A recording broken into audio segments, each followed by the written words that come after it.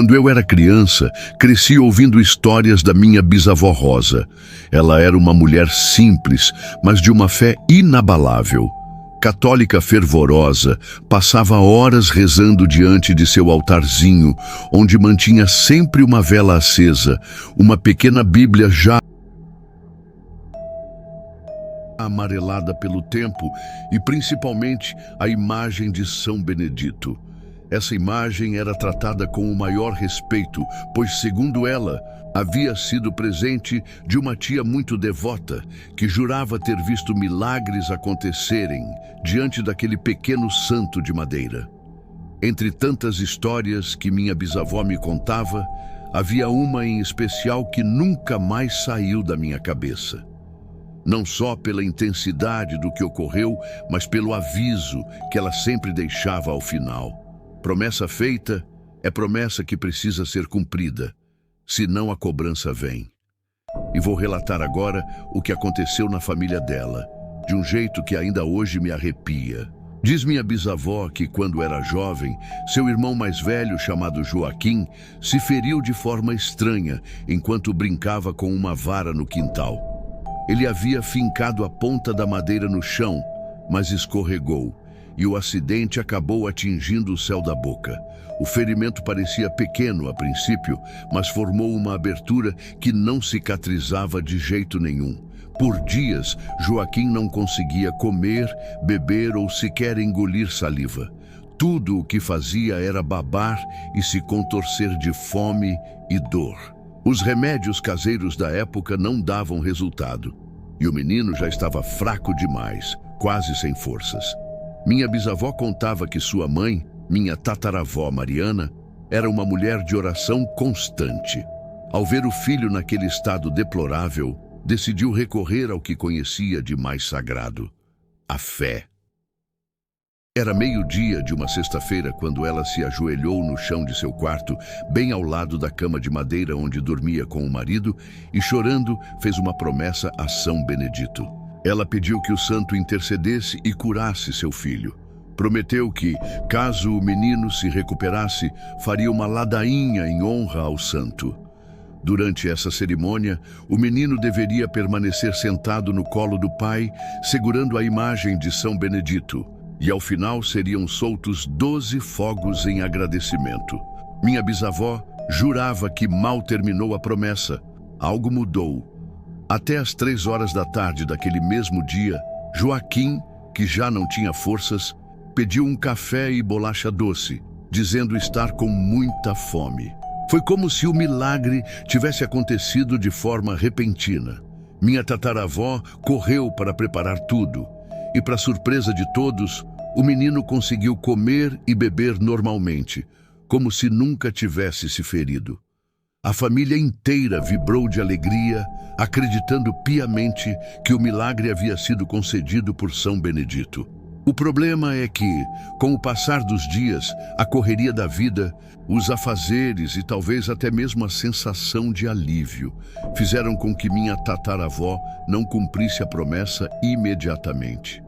Talvez tenha sido esquecimento, talvez tenha sido descuido. O fato é que a ladainha não foi feita, os fogos não foram soltos e a promessa não foi paga. Minha bisavó sempre frisava esse detalhe. O santo tinha feito a parte dele, mas a família ainda não tinha feito a sua. E segundo ela, isso nunca acaba bem. Certa tarde, semanas depois, Joaquim brincava no quintal como qualquer criança faria. Corria, ria, parecia estar totalmente recuperado, até que tropeçou e caiu. E adivinhe só, o menino bateu novamente a boca no mesmo lugar. O corte voltou a se abrir como se fosse o mesmo ferimento de antes. Foi nesse instante que minha tataravó, tomada pelo desespero e pelo medo, se lembrou de sua promessa. Sem perder tempo, tratou de organizar tudo o mais rápido possível.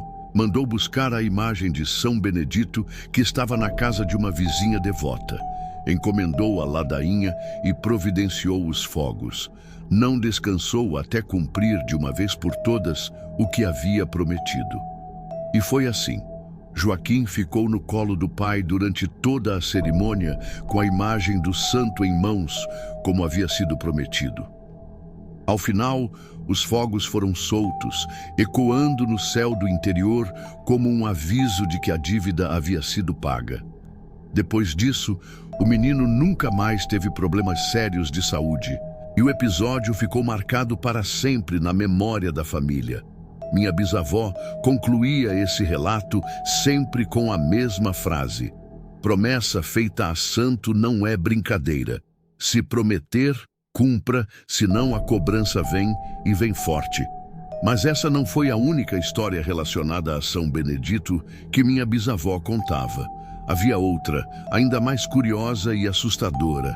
Segundo ela, certa vizinha muito devota tinha o costume de preparar café todas as manhãs. E o primeiro café sempre era oferecido ao santo, colocado em uma xícara diante da imagem. Era um ritual simples, mas carregado de devoção. O problema começou quando essa mulher, em um dia de pressa e mau humor, esqueceu de fazer o oferecimento. Preparou o café e, em vez de separar a primeira xícara para o santo, tomou ela mesma. Enquanto bebia, olhou para a imagem de São Benedito e, em tom de desdém, disse: "Ah, que bobagem! Esse café tinha que ser para você, mas hoje eu que vou tomar.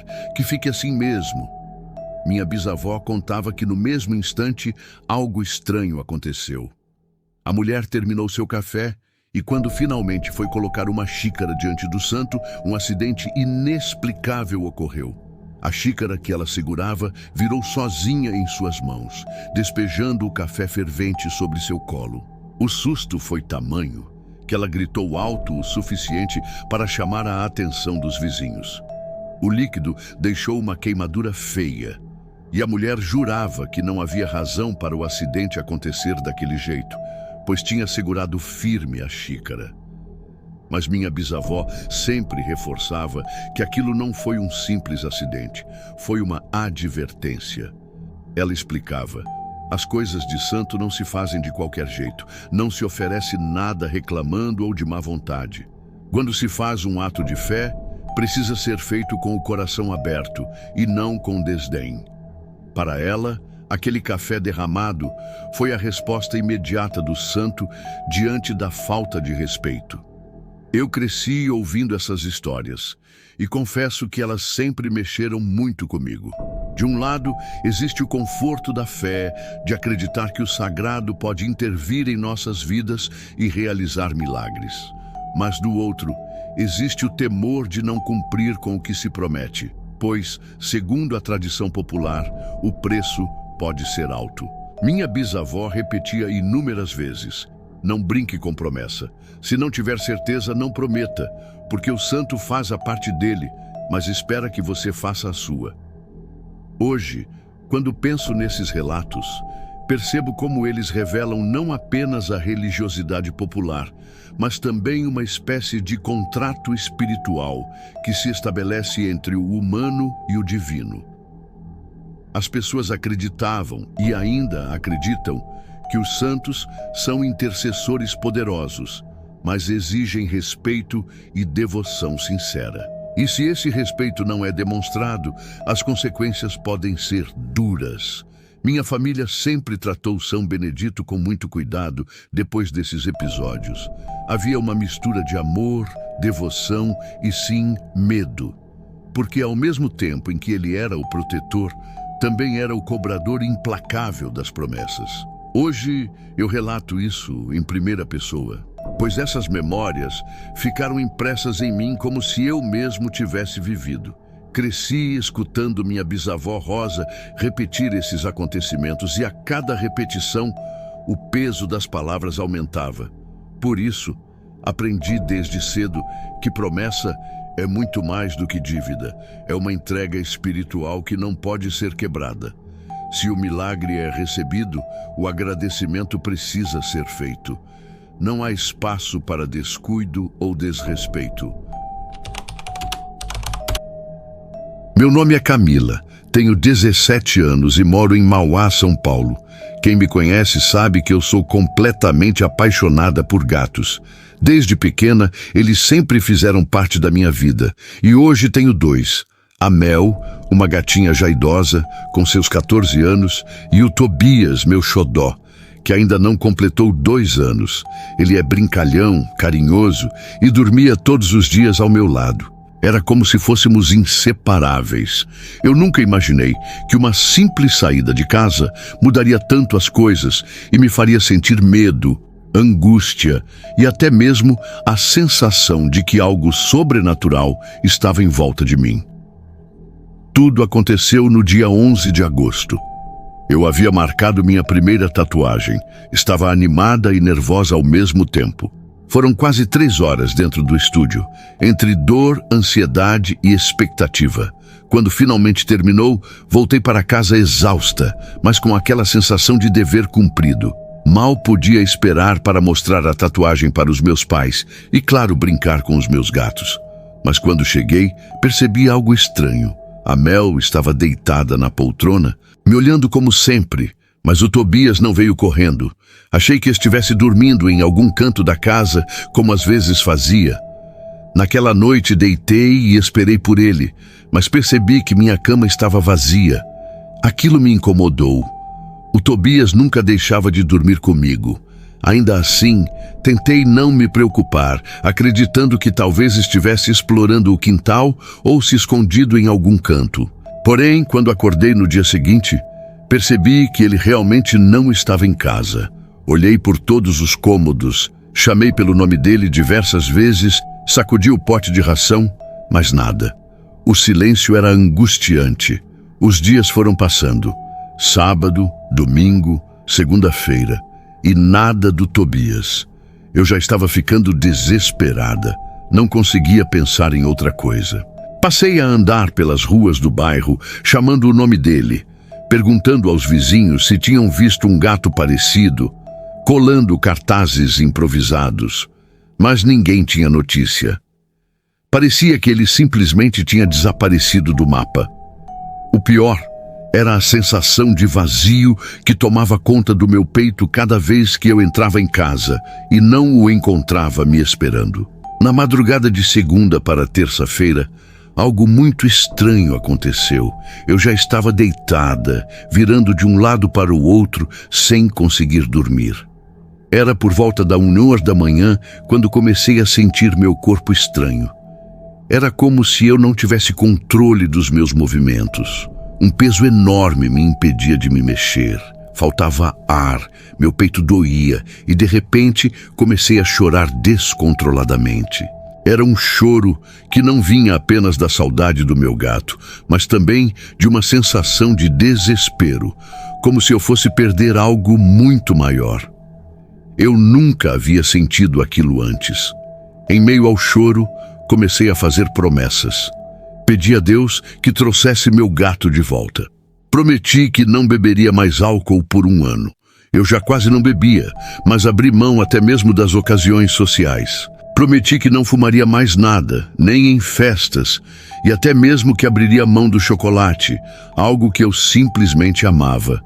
Eu sabia que aquilo podia soar bobo, mas a fé que eu coloquei nas minhas palavras foi real. Eu sentia que, de alguma forma, se me sacrificasse e cumprisse essas promessas, meu Tobias voltaria para mim. Depois de um tempo chorando, comecei a me acalmar.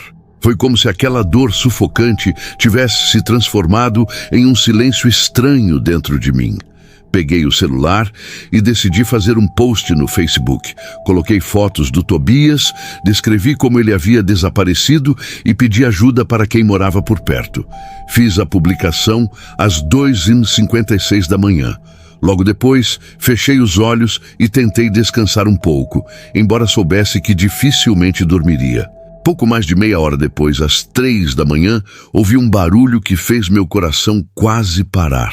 Era um arranhar insistente na porta da sala. Meu corpo inteiro gelou. Pulei da cama em desespero e corri até a porta.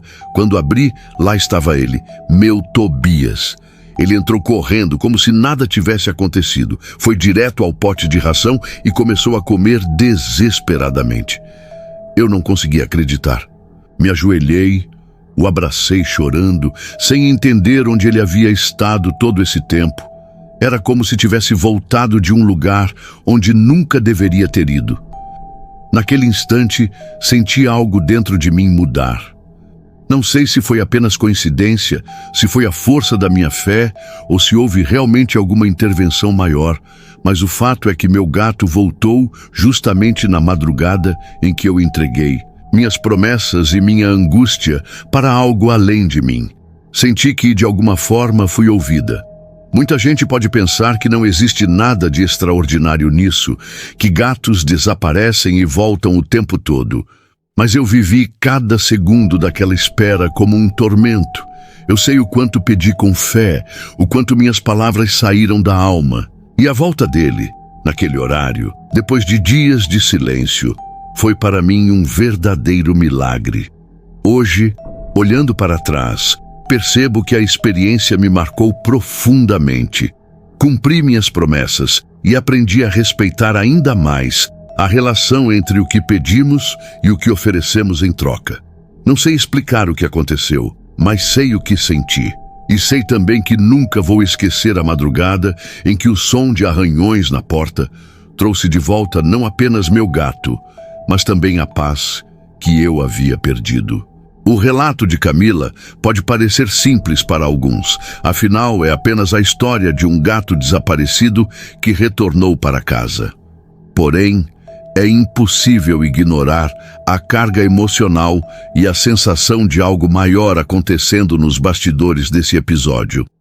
O que chama a atenção aqui é o momento em que a promessa é feita com toda a intensidade de uma alma em desespero e a resposta que vem logo em seguida. Para muitos, coincidência. Para outros, sinal de que o invisível escuta quando a fé é verdadeira. No fim, fica a reflexão. Será que milagres estão nas grandes revelações ou nas pequenas respostas que a vida nos dá quando mais precisamos? Ao analisar essas histórias com a cabeça fria, percebo que elas representam a forma como a fé popular cria mecanismos de disciplina e respeito. Promessas, votos, oferendas, tudo isso não é apenas uma troca com o sagrado, mas também uma forma de educar as pessoas a não prometerem levianamente. O medo da cobrança espiritual funciona como um freio, lembrando que palavras têm peso e compromissos precisam ser honrados. No fundo, a mensagem que fica é simples. Não se brinca com o que é sagrado. E de um jeito ou de outro, minha bisavó estava certa. Promessa feita precisa ser cumprida, porque se não for, o retorno pode ser doloroso. Se você também tem um relato, pode nos enviar no e-mail na descrição. Até a próxima.